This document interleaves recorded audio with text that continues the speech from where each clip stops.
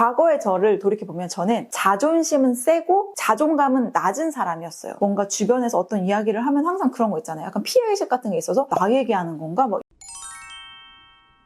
여러분들 안녕하세요. 영미솔의 밑줄 쫙이 돌아왔습니다. 여러분 지금 당장 하려던 것을 다 멈춰보세요. 우선 멈춰. 오늘 제가 여러분들께 정말 중요한 이야기를 해드리려고 하거든요.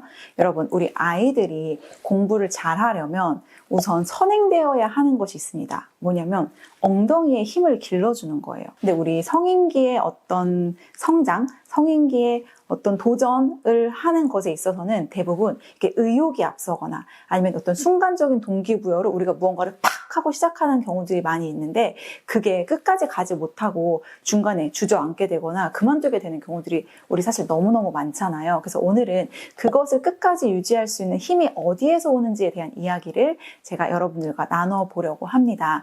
오늘 연미솔의 밑줄 쫙 제가 가져온 책은요. 바로 요것. 단 한 걸음의 차이, 자신감이라는 책입니다. 그래서 이 책도 제가 처음에 읽을 때는 그저 그냥 그런 뻔한 이야기를 한다라고 했지만 뒤로 갈수록 되게 저한테 인사이트를 남겨줬던 책인 것 같아요. 그래서 오늘 제가 밑줄 쫙 쳤던 부분은 어떤 부분인지 여러분들과 함께 나누면서 또 이 자신감에 대한 이야기들 해보도록 하겠습니다. 먼저 첫 번째 밑줄 쫙입니다. 먼저 42페이지인데요. 제목이 이렇습니다. 원숭이에게는 자신감이 없다라는 제목인데요. 바로 다음 장 44페이지에 이런 내용들이 있습니다. 마카크 원숭이 역시 다른 동족들에게 뭔가를 배우는 사회적인 동물이다. 그러나 인간처럼 다른 존재에게 의존하며 자신을 발달시키지는 않는다.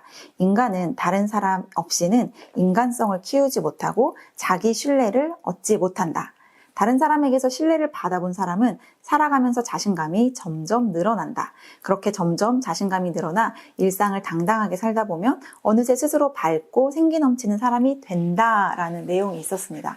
저는 착각하고 있던 게 한 가지 있었어요. 뭐냐면 자신감은 내 내면에서 생성되는 것이다. 라는 이 한 가지 대원칙만을 믿었었던 것 같아요. 그런데 제가 놓치고 있었던 건 뭐냐면 가장 중요한 것은 다른 사람의 신뢰로부터 얻어진다는 것이었어요. 과거의 저를 돌이켜보면 저는 자존심은 세고 자존감은 낮은 사람이었어요. 자격지심 같은 것들도 있었고 뭔가 주변에서 어떤 이야기를 하면 항상 그런 거 있잖아요. 약간 피해의식 같은 게 있어서 나 얘기하는 건가? 이런 생각이 들던 때도 있었거든요. 지금 한 20년 정도 지난 지금을 돌아보면은 이제 그 부분에서 상당히 많이 내적으로 치유가 많이 됐다라는 생각이 들어요. 근데 저는 그것이 항상 어떻게 보면은 내가 지금까지 이뤄낸 아주 작은 성취의 힘들, 제가 그동안 이야기했던 그런 것들이 쌓여서 건강하게 만들어졌구나 라고 생각했는데 돌이켜보면은 제 옆에는 항상 저에게 자신감을 주는 존재가 있었습니다. 한쪽은 부모님이었고요. 그리고 다른 한쪽은 배우자였던 거죠. 그래서 저희 남편은 항상 저에게 너는 되게 대단한 사람이야. 너는 무에서 유를 창조한 사람이야. 라고 하는 것들을 되게 입버릇처럼 말해주곤 했는데 그것이 저를 성장시키기 위한 그의 어떤 큰 성장 라이팅이었든 어쨌든 그것들 말들이 쌓이고 쌓여서 제 자신감에 가장 큰 역할을 해줬던 것 같기는 해요. 나를 신뢰하고 나에게 그런 성장의 이야기를 해줄 수 있는 사람이 있다면은 정말 좋은 환경에 있으신 것, 그래서 그 환경에 감사하시면 될 것 같고요. 만약에 나는 내 가까운 사람 중에 특히나 우리 같은 경우는 이제 배우자의 역할이 가장 중요한데 나의 배우자가 나를 그렇게 생각하지 않는다라고 한다면 여러분 제가 인생의 진리를 말씀드릴게요. 상대방을 변화시키고 싶으면 가장 빠른 방법은 내가 변화되는 거예요. 그러니까 내가 누군가에게 어떤 말을 듣기를 원한다면 내가 그걸 듣는 가장 빠른 방법은 내가 먼저 상대에게 그 말을 이야기해 주는 것이더라고요. 저는 남편에게 그런 말을 들음으로써 제가 어떤 학습이 됐겠죠. 그래서 그 말을 다시 남편에게 해주는 선순환이 이루어지게 되었거든요. 타인의 신뢰로부터 얻는 자신감은 시간을 엄청 빠르게 단축할 수 있는 가장 큰 힘이 된다라는 것을 꼭 여러분들과 나누고 싶었습니다. 그 다음에 구체적으로 그러면 자신감을 높이기 위해서 내가 할 수 있는 실질적인 방법이 무엇이 있을까를 나누고 싶어요. 90페이지에 나를 위한 의식을 만드는 것인데요. 어린 왕자 알죠? 어린 왕자에 보면 이런 얘기가 나오잖아요. 어린 왕자가 여우를 항상 기다리잖아요. 근데 그 여우가 언제 오면 좋겠다 이런 내용들이 있단 말이에요. 예를 들어 네가 오후 4시에 온다면 난 3시부터 행복해지기 시작하겠지? 시간이 흐를수록 점점 더 행복해질 거야. 그리고는 행복이 얼마나 값진 것인지 알게 되겠지. 그런데 네가 아무 때나 오면 몇 시부터 마음을 단장해야 할지 모르잖아. 그런 의식이 필요해 라고 하는 이 여우의 대사가 있단 말이에요. 근데 이거를 여러분의 삶 가운데도 내가 무조건 해야 하는 것들을 의식적으로 집어넣는 게 되게 중요하다는 거예요. 그러니까 의식은 다른 말로 표현하자면, 저만의 언어로 표현하자면 시간표라는 걸로 바꿀 수 있을 것 같아요. 그러니까 내가 매일 해야 하는 것들을 시간표처럼 짜놔서 내가 이거를 할까 말까 결정하는 것이 아니라, 우리가 학교에 가서 수업 시간에 시간표에 짜져 있는 대로 생활을 하듯이 뭔가 규칙적인 삶의 밸런스를 찾아감으로써 그 안에서 오는 안정감과 그다음에 그것을 함으로써 얻게 되는 성취감을 통해서 자신감을 만들 수 있게 된다는 거죠. 그래서 제가 만들었던 것이 바로 액션 노트잖아요. 액션 노트가 정말 간단한 포맷이지만 일주일 단위로 내 시간을 시각화하고 그다음에 시간표에 내가 무엇을 할 것인가를 미리 넣어놓음으로써 그 한 주의 어떤 안정감과 내가 그 한 주에 무엇을 해야 할지를 체계적으로 정리할 수 있다는 점에서 되게 좋단 말이에요. 그래서 저는 사실은 이걸 읽어보면서 내가 배워서 한 건 아니지만 나름 내 삶의 어떤 그 경험들을 통해서 내가 자신감을 키울 수 있는 방법들을 잘 터득해가고 있었구나라는 것들을 또 한번 생각하게 되었습니다. 네, 다음 연미술의 밑줄짝입니다. 이 부분 제가 정말 제일 좋아가지고 이 부분을 읽으면서 저희 남PD에게도 제가 실시간으로 막 라이브로 공유했던 부분인데요.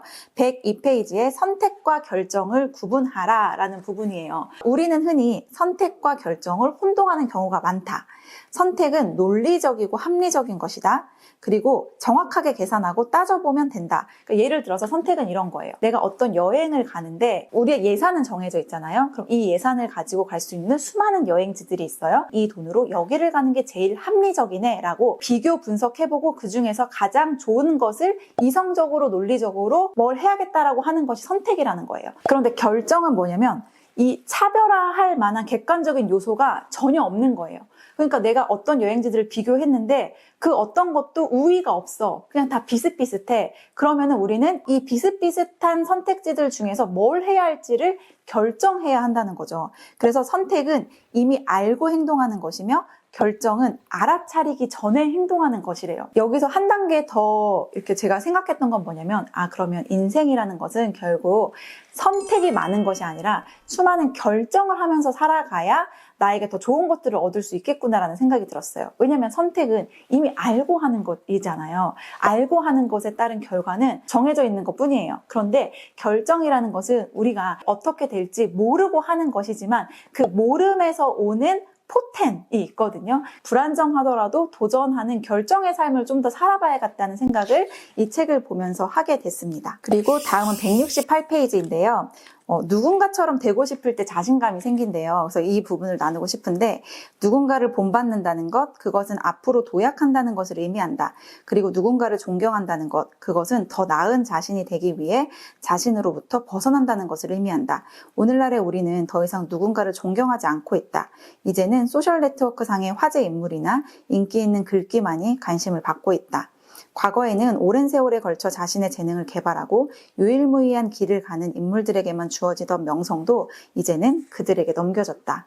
하지만 아무리 현대사회가 누군가를 충분히 존경할 수 없는 소셜 네트워크의 시대라고 해도 자신이 믿고 따를 만한 멘토 하나쯤은 있게 마련이다. 저는 꼭 이 멘토를 한 분씩 찾아보셨으면 좋겠어요. 그러니까 멘토가 있다는 건 뭐냐면 내가 앞으로 어떻게 살아야 하는지, 어떤 길을 가고 싶은지를 한 번 더 이렇게 생각해보게 하는 역할을 그 사람으로부터 충분히 동기부여를 받을 수 있거든요. 근데 사람이 의욕이 없고 자신감이 없으면 누군가를 닮고 싶다는 생각조차를 안 하게 되더라고요. 그냥 너는 너, 나는 나. 이번 생 망했어. 저도 그렇게 살던 때가 있었거든요. 마음이 이렇게 치유가 되기 시작하면서 나도 누군가처럼 살고 싶다라는 도전의식이 생기기 시작하더라고요. 내가 살고 싶다고 여기는 삶을 이미 훌륭하게 살고 있는 사람이 누구인지를 찾아보고 그러면 나는 어떻게 무엇을 시작할 수 있을까를 고민해보는 것에서부터 내 삶이 충분히 달라질 수 있다라고 저는 자신 있게 말씀드릴 수 있습니다. 마지막으로 연미술의 밑줄짝 177페이지 나누고 끝내도록 할게요. 불완전한 존재로 사는 사람들은 지배적인 도덕이나 규범의 노예로 살아가면서 끊임없이 다른 사람들과 자신을 비교한다. 이들은 항상 가장 나은 것, 가장 적합한 것을 따르려고 한다. 반면 대담하고 진정한 삶을 사는 사람들은 자신이 유일무이한 존재라는 것을 확실하게 알고 자신의 가장 강렬한 욕망을 표현할 줄 안다. 이들은 항상 스스로를 직접 평가하기 때문에 굳이 다른 사람과 비교하지 않는다. 평가 기준으로 삼는 것은 늘 어제, 일주일, 한 달 또는 1년 전의 자기 모습이다. 조금이나마 발전을 이뤘는가? 유일무이한 나의 별로부터 멀어졌는가? 아니면 가까워졌는가? 조금이라도 더 나다워졌는가? 이런 질문들만이 중요하다라는 내용이 있는데요. 이거는 제가 썼던 제 책의 내용이랑 너무 비슷해가지고 제가 읽으면서도 되게 놀랐어요. 유일무이한 나의 별로부터 멀어졌는가 아니면 가까워졌는가, 이 부분이 되게 와닿더라고요. 오늘도 오전에 남편이 저한테 뭐라고 했냐면, 와이프한테 이런 말 할 수 있나요? 자기는 되게 말 잘하는 기계 같아. 근데 되게 동감했어요. 그 이야기를 듣는데 뭐냐면, 시간이 지나면서 저를 보는 사람들이 되게 많아졌잖아요. 그리고 유튜버라는 게 누군가의 눈에 되게 쉬워 보일 수 있지만 되게 심적인 부담이 엄청나게 큰 일이에요. 나라는 사람이 고스란히 드러나고, 누군가에는 제 영상이 되게 도움이 되는 일이기도 하지만 누군가의 눈에는 제가 말하는 내용이 공감이 안 되는 부분들도 있는데, 그걸 되게 거칠게 표현하시는 분들도 있다 보니까 마음의 상처를 받는 일들이 제 안에 되게 많이 축적이 된 거죠. 그러다 보니까 저도 모르게 어떻게 바뀌었냐면, 나다움을 버리기 시작했어요. 그냥 되게 무색무취, 어떻게 하면은 사람들을 덜 기분 나쁘게 할 수 있을까? 나라는 사람이 두드러지지 않고 되게 모두에게 그냥 사랑받는 이런 존재가 될 수 있을까라는 생각을 저도 모르게 했던 것 같아요. 그러니까 말 잘하는 기계가 됐던 거죠, 시간이 지남으로써. 근데 저의 2025년 목표는 뭐냐면, 저는 기계에서 사람이 되는 거예요. 인간미를 회복하고 캐릭터를 다시 살리는 것이 내년에 내가 해야 할 숙제라는 것을 느꼈어요. 왜냐면 저는 제가 정한 저의 별로 더 가까워져 가고 싶거든요. 네, 그래서 오늘 혹시 제가 읽어봤던 단 한 걸음의 차이 자신감이라는 책을 읽어보고 싶으신 분들이 있다면 오늘 영상 소감을 댓글로 편하게 남겨주세요. 그러면 저희가 3분을 뽑아서 이 책을 집까지 안전하게 배송해 드리도록 하겠습니다. 오늘 영상 이쯤에서 끝내도록 하겠습니다. 안녕.